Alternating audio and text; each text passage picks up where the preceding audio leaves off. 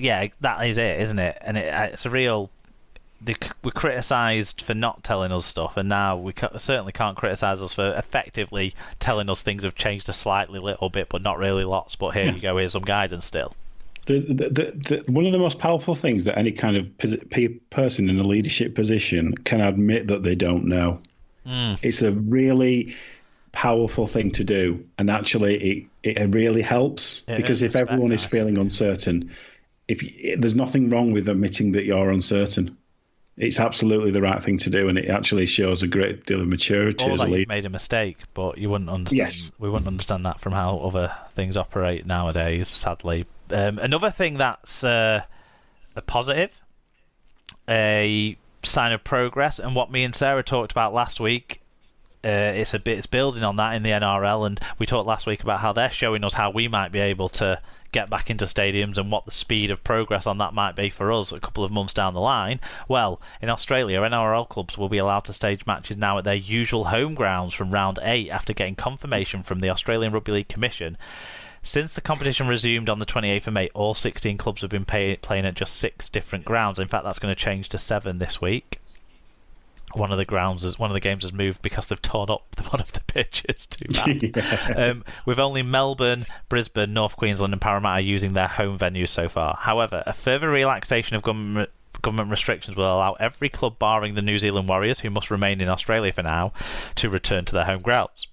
With 25% of fans being allowed through the turnstiles in New South Wales and crowds of up to 2,000 being permitted in Queensland. So we can monitor this, see how it works, and implement it into our sporting strategies in this country, you would hope. Yeah, and it's good to see that the Titans can get back to their normal crowd levels. I think it's going to be a reduction, isn't it? I think I have to give away free tickets to get 2,000 in. No, I mean, I think it's a sign that things are going the right way. Obviously, we've seen some fans returning into their sponsor kind of boxes, which is good. It's good to get a bit of crowd reaction shots and live coverage, because those the cutouts aren't very interactive. But yeah, no, it's a good sign overall, I would say. So yeah, which stadium are they moving from? Because some of the pictures were looking very rough this weekend. Yeah, well, Campbelltown, just it's not used to that level of usage by the sort of pro level, is it? So so that's cutting up bad. So they're moving that game to Jubilee Oval. Right. One of the Campbelltown games to Jubilee Oval. Fair enough. Oh shit! Yeah, that means I'm going to have to change the graphics for the tweets. Podcast problems. So on the 20th of June, 4020 News reported that Catalan are to benefit from a cash injection of €900,000 from the city of Perpignan. The funding will help the Dragons retain their staff and continue to work with its suppliers. The club's rugby union club will receive €1 million. Chairman Bernard Gouache welcomed the decision and hinted that some of the money could be used to develop facilities at the Stade Gilbert Brutus. Alan Walker got in touch on this one and says the Sports Ministry says Dragons can resume full training from Monday the 22nd. Games in front of 5,000 crowds can be played from the 11th of July. Same for Toulouse and the other French teams. Local governments handed over €900,000 to tide us over. Regional government to copy? ? Let's go. How many other matches against Toulouse and other French teams before Super League is ready? Interesting. It's strange, isn't it, how there was a suspicion that the Dragons were going to have to come over here, New Zealand Warriors style, and be hindered, and now and not benefit from being in their own home environment. And now it might be the opposite, in that they might benefit from having fans first. Yeah, maybe so. Yeah. It's a weird question, though, isn't it? Like, if they can play in front of fans in France, but not in this country. At that stage as well, when the games are back on, it's strange. It's just that logistical dilemma around Catalans. Although at least if they can play, maybe makes it slightly easier. Now we need the governments to sort out this air bridge or whatever it's called, and we only need it between Manchester Airport, Leeds Bradford Airport, and Perpignan Airport. Or Yeah. whatever airport's closest to Perpignan. Maybe one of the Barcelona ones is Girona or something. That's all we need, guys. Don't worry about the rest. The Barcelona one will be fine because the air bridge to Spain with all the tourists that's the first thing to go, so it'll be fine. Yeah, but that's really good because there was worry, weren't there, around Catalans because they're not part of the scheme that we've got. This looks like it's a handout as well rather than a loan, so that's even better.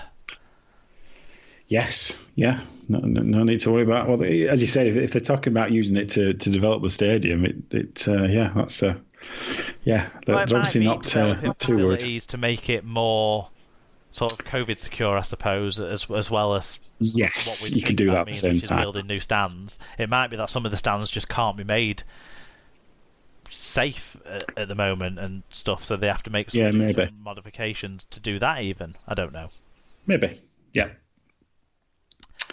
On to the 21st of June, League Express reported, the late evening online release of League Express reported that the RFL have made a change to its procedures around clubs entering administration, meaning they can avoid a points deduction as a consequence of COVID-19.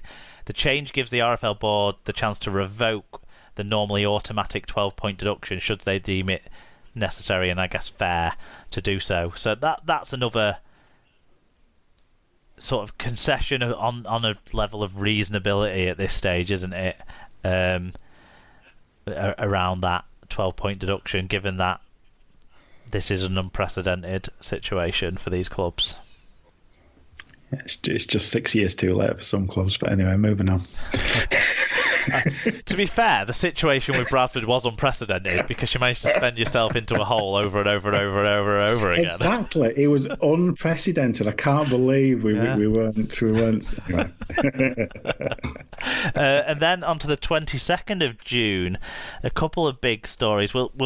We'll lead with the less big story, actually. Melbourne Storm are preparing to relocate for an indefinite period out of the state of Victoria after a recent spike in coronavirus cases in the region has been seen. The club's clash with New Zealand Warriors this Friday has been relocated to Sydney already. Storm players will fly out of Melbourne on Wednesday and could be set to base in Queensland for longer than just this week, according to the ARL Commission Chairman Peter V'landys, after consultation with biosecurity experts today. So whilst we talk about it's a positive that we've seen ways to get crowds back in, this is a warning that it might not all just run positively. There may be setbacks along the way or challenges and changes that we have to make to things along the way, and people need to be flexible and understanding of those.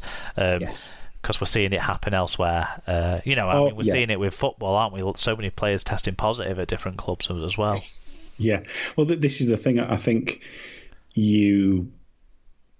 any kind of, when the biosecurity kind of protocol was put in place, without question, they would have had proposals or kind of initiatives in place if something like this happened. So it sounds like they're having to enact it because, flare-ups can happen anywhere, it would appear. So it sounds like a very sensible thing, and hopefully they'll be able to continue.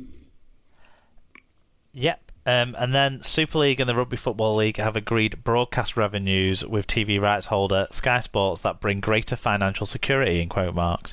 Sky has exclusive live rights to show Super League fixtures, but coronavirus has forced a halt to the sport. No games have been played since Sunday the 15th of March, we all know, because of the lockdown restrictions. The agreement is subject to a resumption of the 2020 season in line with government safety regulations.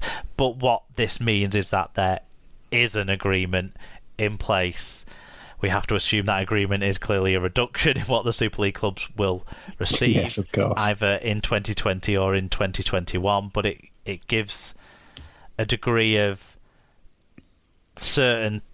more certainty and sort of, like they say, security around what will be received, what can be planned around.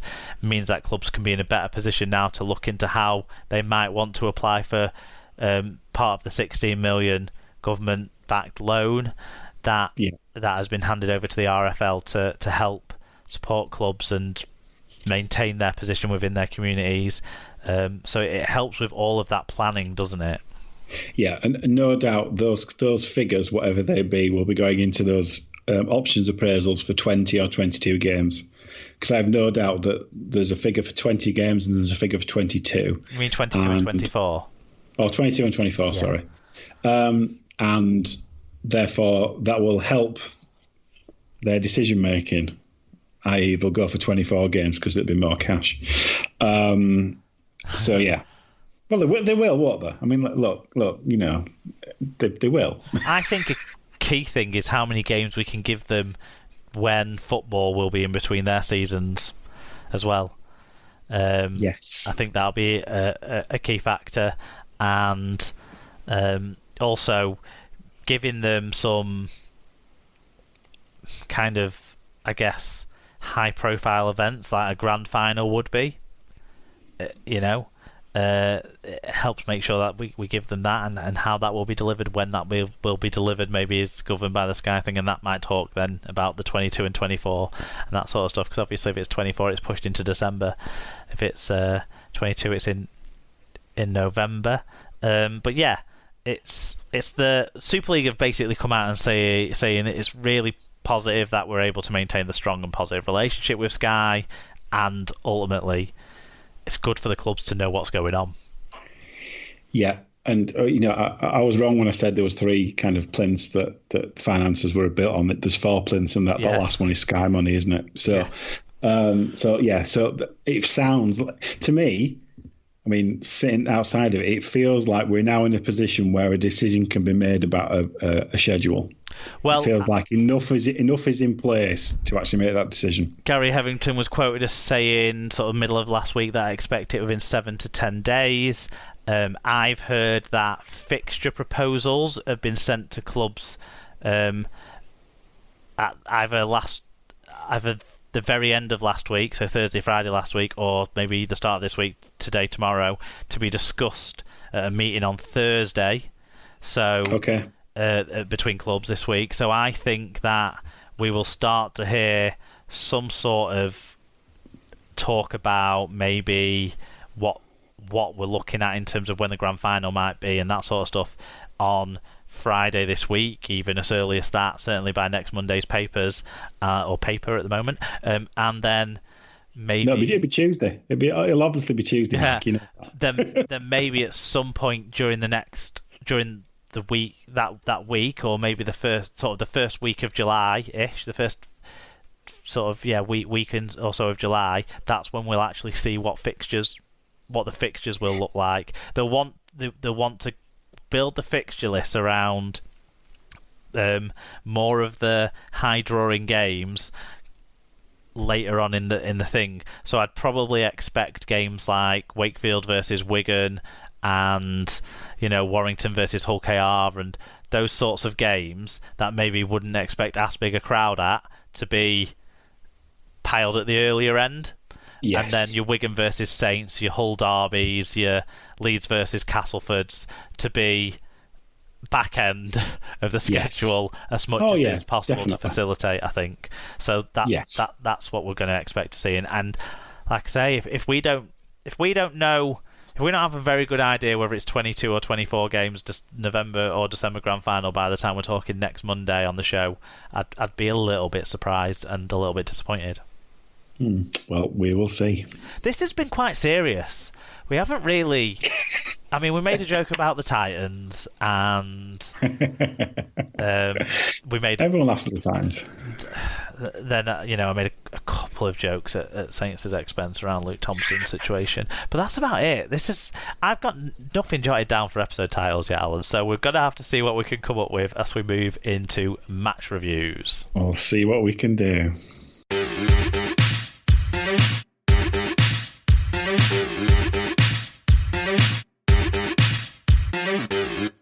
Right, we're into the NRL, match reviews, and we'll start with the NRL, where it was round 6. That we'll go through the results, the Britwatch stats, and the fan reviews that we've had in. We've just sort of checked in the break in between the news and this, and we've both decided that there's some games that we definitely watched, but we have no recollection of watching, But we know that we watched them, so we'll see how well we remember some of the action.